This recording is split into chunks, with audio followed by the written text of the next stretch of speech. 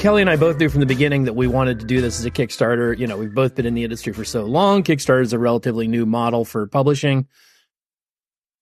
And we both knew we wouldn't know what to do on our own whatsoever. So we hired on the help of David Hyde and his crew at Superfan Promotions, and they've been absolutely invaluable to help shepherd us through all this. And first time out of the gate, of course, we were an unknown entity. We had to form a publishing entity, and it is Orlock Press, named after Count Orlock. I should point out that this is an audio podcast, and Matt is pointing to his hat. Oh, okay. So the hat doesn't matter. There we go.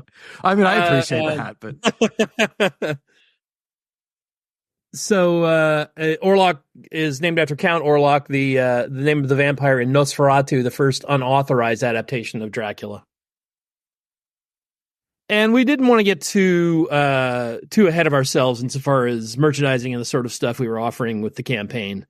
So we kept it all to a very artsy kind of level. You know, we did several different variations of the book itself, 2 regular editions, one with Kelley's cover art, one with my variant cover art, and then a limited signed and numbered edition, limited to 666 copies. And then we did an art portfolio, an 11 by 17 art portfolio with black and white prints from offset prints from Kelley's interior artwork, obviously black and white minus the color. And that all went very well. And then, you know, second time around, we wanted to branch into some merch. So this time we have a line of, I forget if it's 10 or 11 t-shirts and one really cool hat with the Orlock logo on it. I just wanted the freedom of a Kickstarter. Matt knows all that other good stuff and the technical and he's good at all that stuff, or at least knows what the questions will be when I just wanted complete freedom, and publishers would never accept what we were doing, rightfully so. So I was all geared towards the freedom of it. At this point in my career, I just wanted to do the things that had always kind of been rattling in my head, go to the places I always wanted to go. And Matt was writing it, and I thought that this would be the absolute best place to be able to show what it was I wanted to do. And I part of that was work with me. Yeah, actually, that was the reason. If I was going to do it, it'd have to be with someone who would give me that kind of material that I, as a fan, would want to read. Kelley and I have been pals for decades, and we've always been dancing around a big project together. We've always been saying to each other, we got to do something together someday, blah, blah, blah, blah, blah, on and on. And finally, about 3 years ago, I had posted something, and Kelley posted that same response. But at that point, I had been stewing on this idea of what I would want to do with a Dracula project for a long time, and finally hit on what I thought was a really unique take. And so I contacted him and said, are you serious about this? Because I think I got the perfect thing for it, both of us. And but it'll take a commitment. I want it to be a big project. So like at least 4 graphic novels, 1 per year. So we're looking at, you know, anywhere between 5 and 6 years of our lives here spent on this. So luckily, he was at the right spot at the right time, and I was too. So well, I had always admired everything Matt was doing because it was free. It was completely what he wanted to do. I enjoyed everything he was doing, and I envied that. I wanted to do. I've been that before, but not like the way Matt does it. So when you get that opportunity, when the opportunity came, and it was this project and everything, he's right. It all fell into alignment. When he first asked, I thought it would be Batman or like Grendel or something like that. When he first said, I got this idea, I thought, well, that's probably what it is. I had no idea it's going to be Dracula. And when he told me, and I wondered, what can you do with that? And then he just started telling me, and I went, this is completely brand new territory. It's all in canon, but it's brand new territory. And it completely was in the territory that I wanted to go to. It's vampires or whatever. What Matt wrote was a character so good, so well drawn, at exactly what he does anyway. Let's say so good at being bad. Well, that's some Jessica Rabbit stuff. Yeah, it was just the supernatural vampire aspect was extra. If he never did that, it would be good. If he just said this is who he was and we're not doing any vampire thing, it was outstanding. And of course, that was one of the challenges of book one, The Impaler. It's all about his origins of becoming a vampire. Well, if somebody comes to a Dracula book, they want to see vampire shit. And he doesn't really become a vampire until the end of that first volume. So it was really the pressure was on to make sure that he still felt like the same guy, the same character, that he still had the same level of sinister intent and dangerous possibility. And was very recognizable as the Dracula we all know and loathe, I wanted to pull on a thread that Kelley mentioned earlier. He said publishers would never accept what we're doing, and maybe tongue in cheek said rightfully so. What? No. Tongue out of cheek. Would not. What specifically are you referring to that you feel like no publisher in their right mind would have jumped at? Well, number one, Matt wrote an authentic character without any agenda other than this guy lived in 1470. Right there. Then when you say agenda, you mean politics or it's a challenge to try and keep modernity out of it. Yeah, and I thought that not try and paint in characters that we approve of now. I found it completely interesting because it was a world I didn't know. And I think for anyone reading or watching or anything, when you're put into a world you don't know, and it was a real world, that becomes absolutely fascinating because then it's its own thing. At that point, you also begin to trust that anything can happen and you can't predict what's going to happen, and there won't be anything other than the story being served. That's it. Number one, story served. And as an artist taking a story, the number one thing you look for is that story. And everything else will fall into place. Once you begin entertaining people, that's all they want. Avoiding that modernity was particularly pertinent here in the second book, with the brides. Of course, the second book is called The Brides, book 2, The Brides. And, of course, it is about the brides of Dracula who appear in the book in Bram Stoker's original 1897 novel. And they are such an enchanting presence that they show up in almost every film adaptation. And they're in the book for 4 pages, 5 pages at most. Hardly any. Yeah, hardly any. And you know nothing about them, yet they're so indelible that they keep showing up. So that, too, was a fascinating thing. See, again, what we're trying to do here is not do the novel itself. In all 4 of these graphic novels, you will not see an adaptation of Bram Stoker's original novel. We're not going to see Harker go to the castle. We're not going to see Van Helsing, no Mina, no Lucy, etc. That totally shocks me, Matt, that you still say that, because I'm like going, how is he going to do that? Well, there's so many little scintillating hints in the novel that and so much that is left unexplored because Dracula isn't on screen very much in the novel or on stage, whatever you want to say. So we take those little bits and expound upon them. For instance, in book 1, Stoker has Van Helsing mention twice that Dracula attended something called the Scholomance, which is a Romanian legend about a seminary for the dark arts that Satan himself hosts way up in the mountains. And the tenure is every 7 years, and he takes on 10 students, and at the end of the tenure, he keeps one of the students. And I just thought, and that's it says Dracula attended this. And I just thought, how the hell has nobody ever done anything with this? That's such a wide open narrative well to draw from.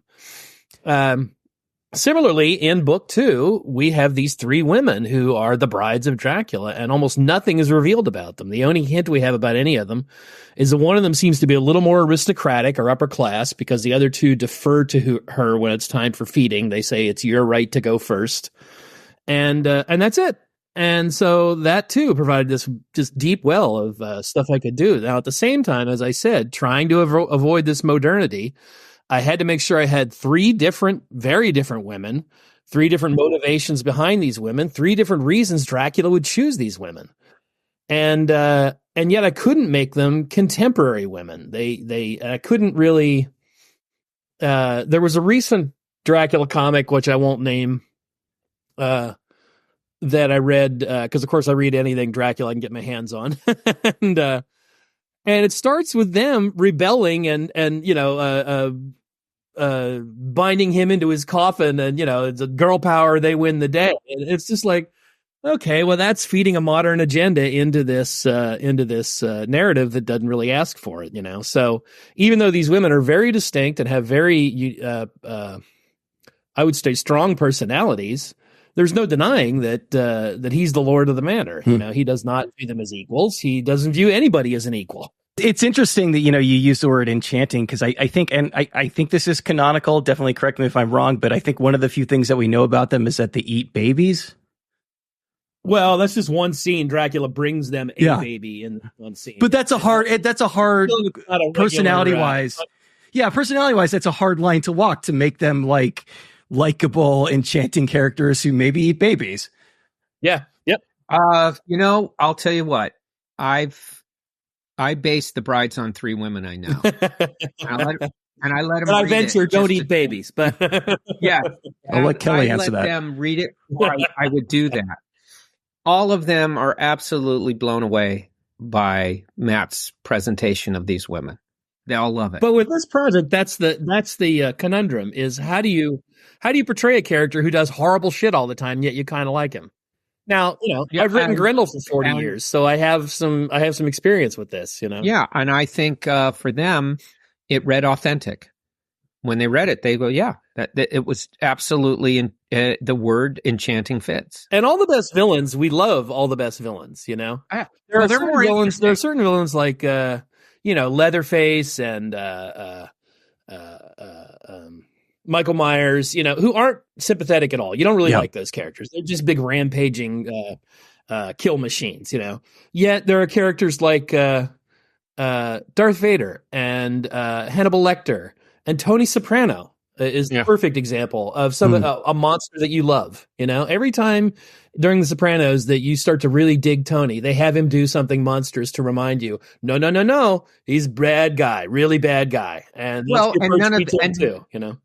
of those guys thought they were monsters, and neither did Dracula. Exactly. Yep.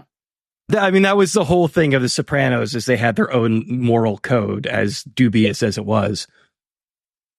And at least for me, when you have to draw a character like this, it's wonderful to be able to understand him because of the context Matt puts in it. The time, what was at stake, who he was, all those things make him come alive. And at that point, you can draw him.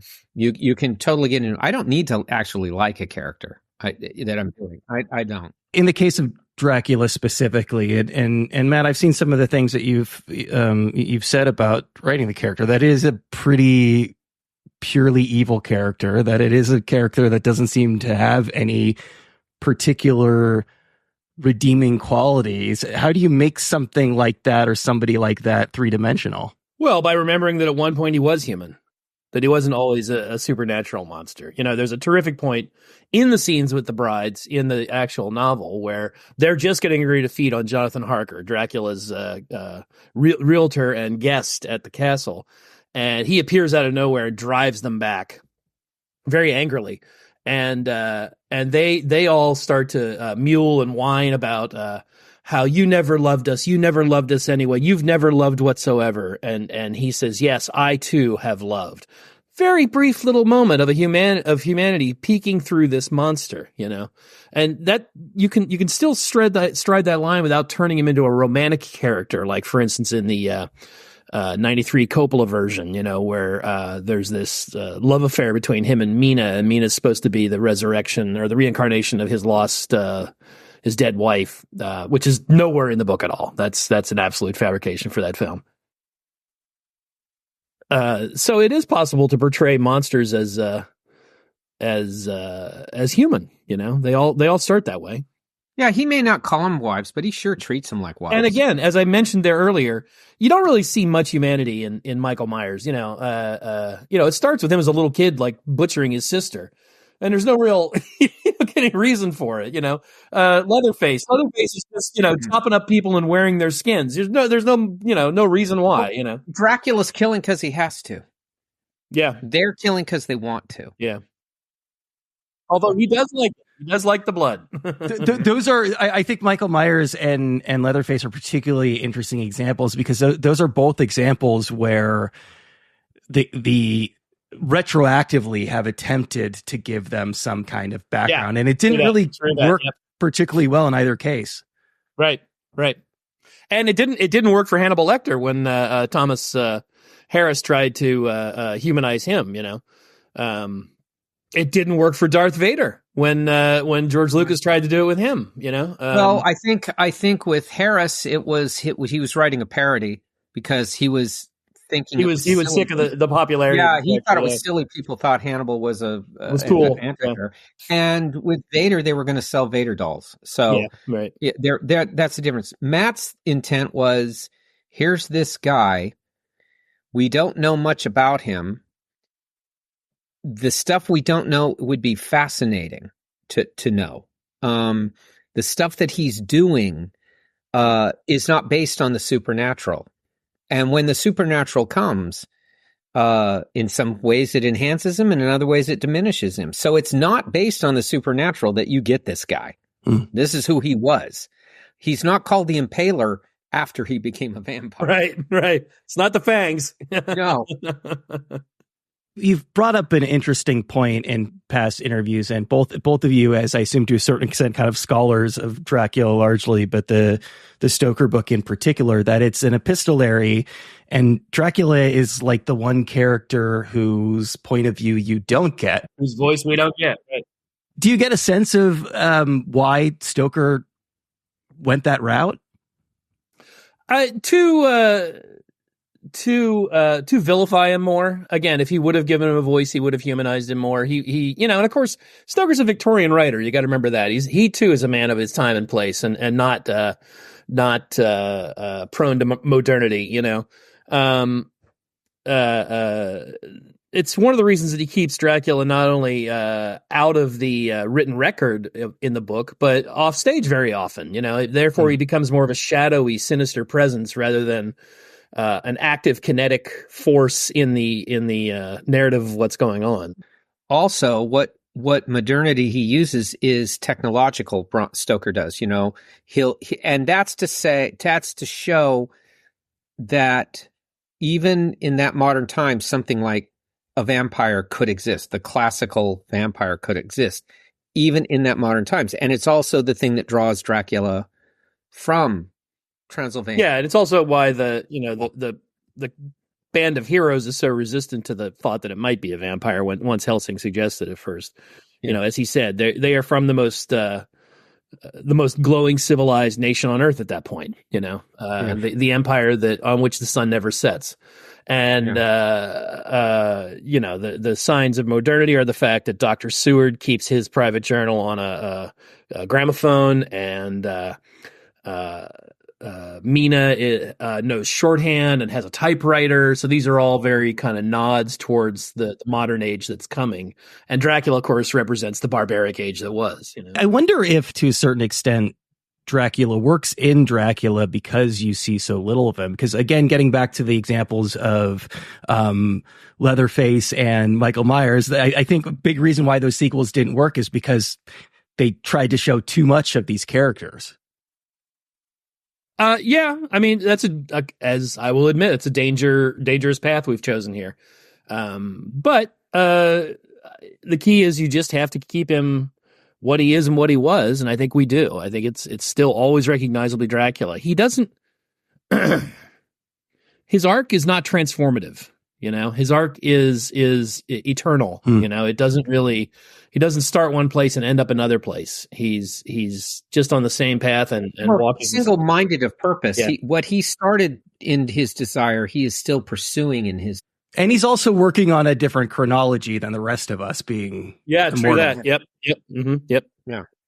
No, but the thing is, some of the great sequences for me have been these things where we expect him to be human, and he will do things that look human, but ultimately you always realize it's about his own best interest. Always. It's always. And I think the sequences in obviously hasn't come out yet, but in The Brides where he's in his own way courting them, it really shows those elements of him. It's absolutely fascinating. To me, it was probably one of the best sequences in my career I've ever got to do, is the courtship scenes. With And I will back that up. How he in his own way, he just doesn't take. He's trying to woo. But he still takes. Well, it's always going to end in his favor. Yeah, right. He's giving you the pleasure of maybe agreeing to what he's going to do anyway. Yes. But it's what makes him fascinating. It's a remarkable piece of writing, and it really is one of those central parts of this arc that defines who he is. I think it does. Kelley, you touch on something, a thread that I'd like to pull on a little bit there when you said there's a moment when it seems like he is human or might be human. I guess it kind of a bit of an abstract question, but is Dracula human? Oh, yeah. That's what's so frightening. He's absolutely 100% human. Sure, you could have him described as sociopathic. You could have him described as aristocratic. You can describe him however you want. Megalomaniacal, yeah. Yeah, but he doesn't cackle. He doesn't rub his hands together and say, I'll do evil. He thinks he's doing good. He thinks not so much doing good as doing the only thing he knows how to do, which is achieve what he wants, you know? Yeah. We've discussed a little bit the kind of one of the larger overarching issues that you had with the Coppola version specifically. There've been a lot of Dracula and vampire stories over the years. What's your sense of who's gotten it correct, or who's cued the closest, or who's gotten the closest to what you're trying to accomplish with this work?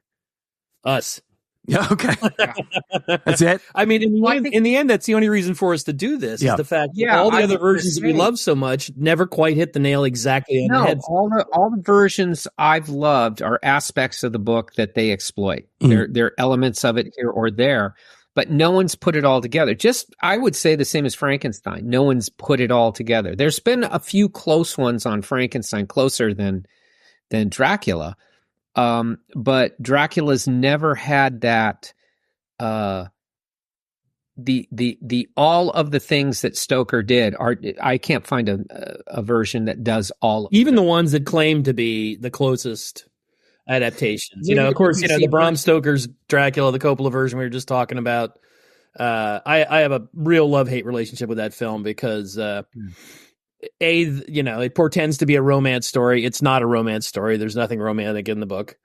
I think the casting is all terrible.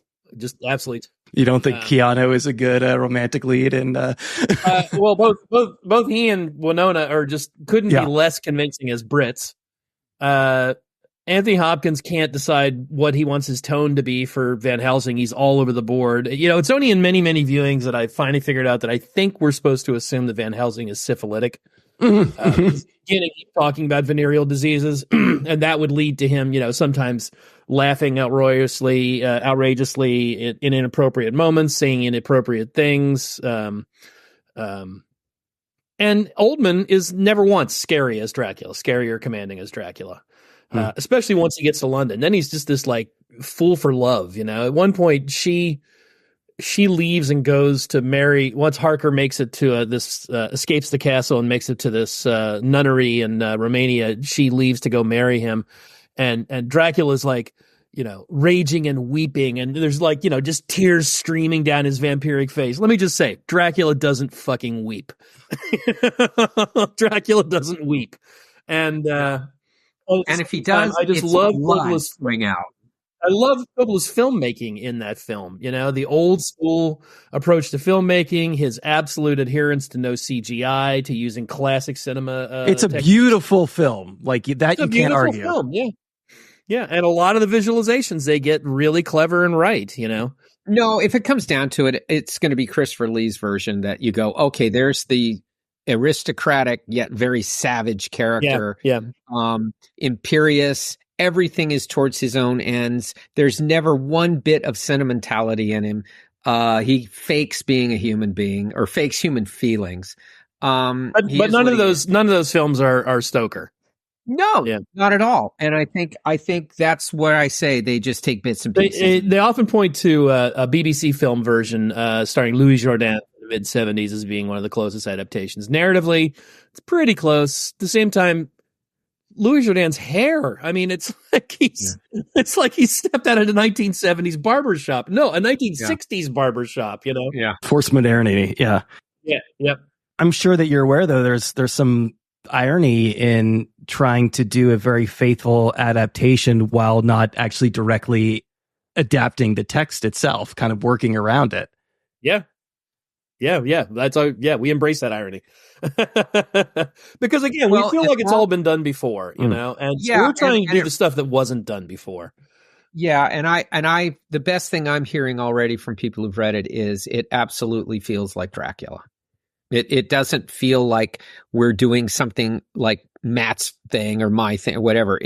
This is Dracula, and it's like hopefully you'll get that same feeling I used to get that when I see something like this is the true story of Dracula, Frank, or whatever, and then you go read the book and you go, this isn't at all. You hope that people will read ours and go, yeah, that's Matt made these points in the story. A guy I know just sent me a link to a review he published online, and I thought it was just a very glowing review at the end. It said, because when I got to the end of the book, I immediately wanted more. Yeah, I want more right now. Like this just had me. I like that because that's how I felt when he sent me the first script. When he sent that to me, I remember reading it thinking, this is wonderful. It's great. I was dancing around the house and I thought, damn, it's going to be how long until everybody else gets to see this? You know? But it's a very intentional decision not to adapt the story itself. Yeah. Yeah, because again, been done in film so many times, and again, I will say none of them are correct, but been done in comics a lot. If you look around, there's lots of comic adaptations. I took that as then on the first go around, they're first going to have to trust Matt and I's reputation. Yeah, that's the first thing they have to trust. Once they see that it's not, some kind of helter skelter thing, then Matt and I recede and Dracula takes over. Yeah, a reputation is a good way of putting it, and that just opened the doors. That's like the actor you want to see in a movie, and then the movie's so good you forget the actor, and that's what I want. That's obviously the faith that people need to have in both of you as creators, especially in order to invest in that first Kickstarter. But I guess I don't want to say surprising, because I know how shitty the comics industry and how shitty publishers can be, but that you're both known quantities, that obviously Dracula is a known quantity, and you still feel like there wasn't a platform for you to do this the way that you wanted to do this. Okay, so Kelley keeps bringing that up. I don't quite feel that, because Kelley's worked mainly for the big publishers, and I've worked mainly not. I've worked mainly independently, so I was confident we'd find a publisher. But again, from my point of view, it was like, well, I've been kind of at the forefront of independent publishing for 40 plus years, and now we have this brand new model, this new platform for doing independent publishing, and I wanted to try my hand at that. Now, at the same time, we knew as cool and as modern and as far-reaching as a Kickstarter campaign can be, some people only have their eyes on their local comic book store or their online retailer or the publishers they know and love. So we knew we wanted to also reach out via a traditional publisher. That's why we approached Dark Horse Comics. I've worked with Dark Horse for over 30 years. They've published Grendel for 35 plus years now. And I knew they would give us the freedom we wanted and the quality we wanted. And so they're releasing a trade paperback version that just came out today, in fact, on Wednesday. I had no worries with Dark Horse. My concern was I wanted no one between me and Matt. I didn't want to hear a third voice say you can't do this or you shouldn't do that or this is a problem or whatever. And yeah, we had absolutely none of that. And there was none of that. But going dark course removed from it, that was going to happen anywhere else. Okay, that was just going to happen. And yeah, certainly if it was DC or a larger publisher, certainly. I just felt that something authentic and sincere at the level we were doing would immediately connect with a readership. Immediately. I mean, to put that in perspective, the last project I did for DC was an 8-page story I did for Superman Red and Blue, the limited color short series they did just a few years ago. And it was an 8-page story, and I set it in the golden age, in the Fleischer era. And oh my God, the notes I got back from their proofreader, which was all just modern speak, like we should be cautious about the use of this word, and we, and luckily the editor said, yeah, we're ignoring all these notes. Don't worry. I absolutely agree from the standpoint that it seems like you can't just have a purely evil character these days, that they do have to have redeeming qualities. And that is something, you won't find them in. You don't want, you don't want that out of a Dracula. You don't. I disagree. You can't. He doesn't have to have redeeming qualities. He needs to have recognizable qualities. Yeah. He needs to be a sort of person that we recognize. And that's why the women who wanted to be the models for what I was doing all loved what Matt was writing. They absolutely understood the power of this man. It was a very female response to just reading this. I hadn't drawn a thing. And that is overlooked when you're putting a project together. Everyone's going to worry and all that. The ones I met were going, please put me in this. And I go, and I had to say, please make me a bride of Dracula.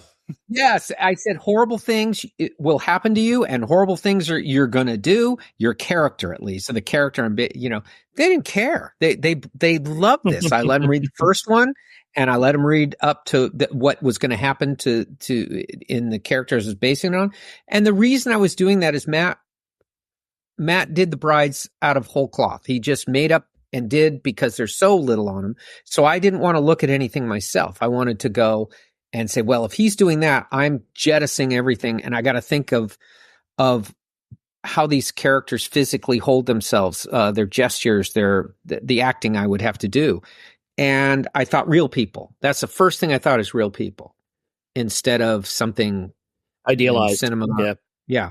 And because Matt's were when I read them, I could see them. So instantly when I read them, I went, oh, that reminds me of this gal. And that reminds me that the way they are.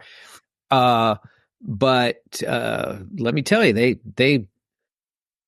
they loved what Matt's Dracula was. Even as horrible as he was, they believed it. And that's something. They're not comic book people, right? They're civilians.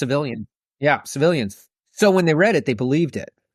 And they kept, at first they thought Matt, when I did this, one of them had thought, well, why would someone making a movie show you this? I said, no, it's and they went, and I said, it's a comic book. And they go, yeah, because you wouldn't see this in a movie. I went, yeah, you're right. You won't. I'm always curious, in a collaboration like this, Kelley, specifically, what is your role in creating or at least fleshing out those characters? They have to, for me, they have to be absolutely believable before all the crazy stuff starts. And Matt does that by explaining who they are, each one, whether it's even the girls in this, all the characters dealing with Dracula, he does that. He gives who they are, what their motivations are, their quirk, all these things. It's all there. So they begin to become alive in my head. I've always, like I said, I've always linked working with Matt like he's this great songwriter, producer, and he wants me to be the lead singer. So I have to hear what he says. And the band. And, okay. With the cymbals and play all the instruments too. All of it but that's really what it is. And so I listen to what he says and then front it. And that's really what it is. You front it because Matt does this enormous amount of work that readers will never know other than the reaction to what it is I draw. And if I don't get it right, they won't react to it right. So I have to have them react the way I'm reacting when I read it and when I talk to them. And I suspect part of that comes from, Matt, you also being an artist. Yeah. Yeah, very much. I always attribute that to my ability to work with other artists. Is I know what they're capable of, but I also know, I don't want to overwrite descriptions. I don't write Alan Moore scripts. I write stuff and keep it pretty brief. I'm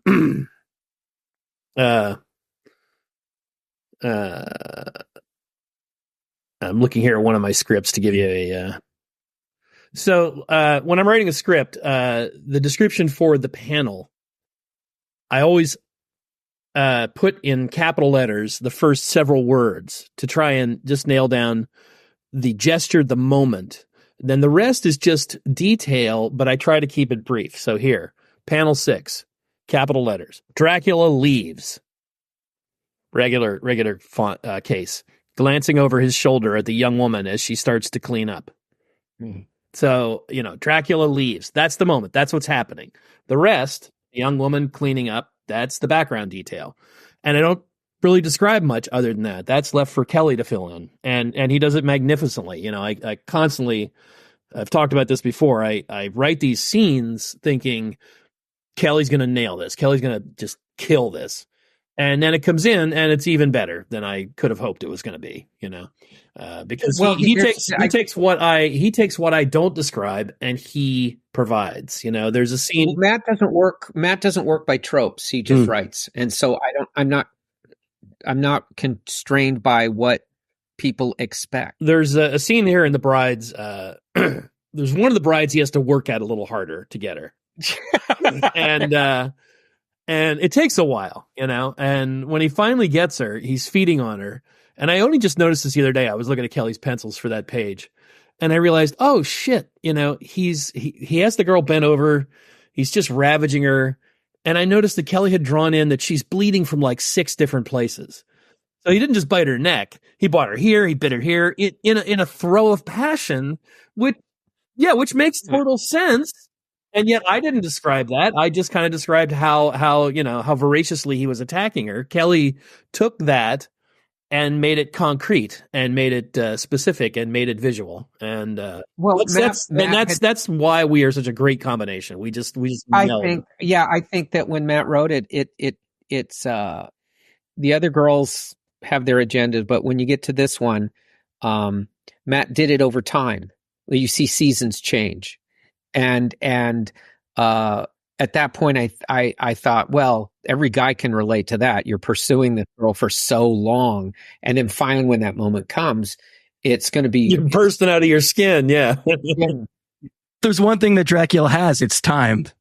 Yeah. Oh no shit. Yeah. Yep. Yeah, but this gal even confounds him in that regard in a little bit. I won't really say more than that, but yeah, it's. Why was it so important for you, Matt, when he set out that this be 4 books, that this be longer than just a single piece? Because there was that much space. Once I started looking around, I was just like, okay, this part's unanswered. This part's unexplored. This part's undescribed. This part's, unfiltered,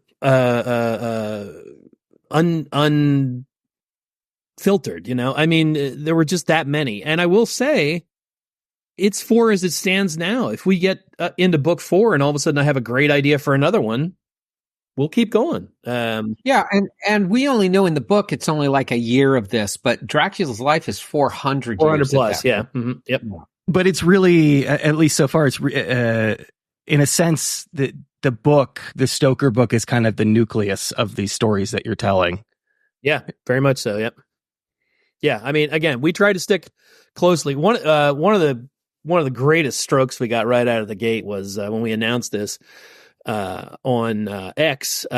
We had a response from Leslie Klinger, who is considered one of the world's foremost Dracula scholars.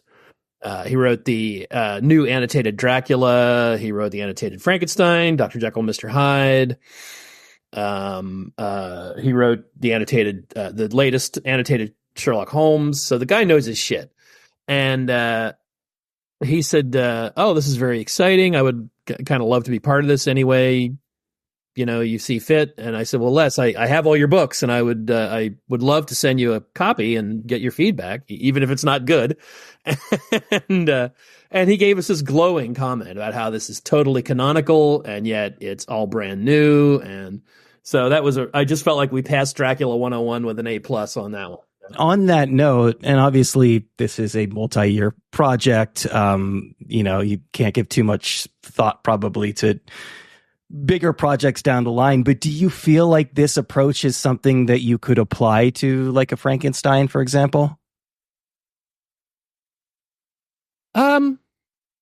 No, I mean, if you've ever read Frankenstein, the narrative isn't quite the same. The monster himself, of course, the monster in the book, the creature, I guess is a better description in the book, isn't the wordless, shambling monster that he is in most of the film versions. Yeah. He has an intellect. Once he kind of gets over the shock and imbalance of his resurrection, he learns to read and write again. He keeps a journal when he runs into Frankenstein here and there over the course of their cat and mouse kind of relationship for the rest of their lives. He describes very eloquently everything that has happened to him. At the same time, the book ends very ambiguously. We don't see the monster destroyed, so you could do further adventures of the monster, but I don't feel there's as much untold in that. Yeah, I think that the only thing I've read about Frankenstein away from it was a great short story by Howard Walpole called "Black as a Pit from Pole to Pole," and it's a short story, but it's what happens after when he goes into like a journey to the center of the earth thing, and he deals with the different levels until he comes out at the other end. It's absolutely brilliant, and it's about him dealing with all that. But it's a short. It's maybe a novella sized. But that's the only thing I've read where it felt like Shelley's creature, and as he went through all these different worlds, it was quite good. But that's it. And I think that was to Matt's point. It would be after the fact. It would be whatever happened. I guess Matt could write all the bits and pieces of him, what those people's lives were until they were cut up and put together. But the creature's lifespan, just isn't near where Dracula's is. So there just isn't that much. Yeah. Okay. So, in regards to this, Stephen King breaks up the archetypes of horror into the classic big three: Dracula, Frankenstein, and the Wolfman, with a subset of what he calls the ghost, which can exist on its own, but can also fit into those other three. And basically what that is Dracula is the seductive pestilence that consumes. The Frankenstein's monster is the creature with no name, the thing with no name. And of course the werewolf is the raging beast within. That could be Jekyll and Hyde as well. And of those three, both Frankenstein and the Wolfman lament what they are. Yeah. Dracula doesn't lament what he is. He likes what he is. Yeah. Well, their blood tastes good, right?